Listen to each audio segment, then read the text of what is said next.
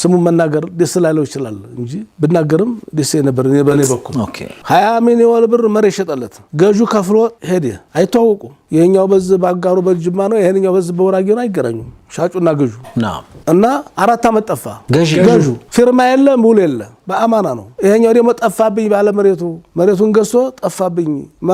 ዋጋው ደግሞ 50 ሚሊዮን ገባ አላህ ፈተና ተመልከተ ኡምራ ላይ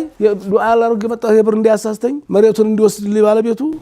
እንዲገኝልኝ ነው እንግሊዝ ሀገር ነው ያለው ጠፍቶብኛል ብሎ እዛ ኡምራ ላይ ተገናኝተን ነበር በኋላ ኡምራ አርጎ ጨርሰው ስልክ ሲደውል ተገናኘ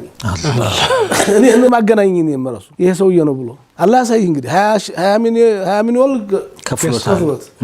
እንደገና 4 አመት ጠፍቶ መሬቱ ዋጋው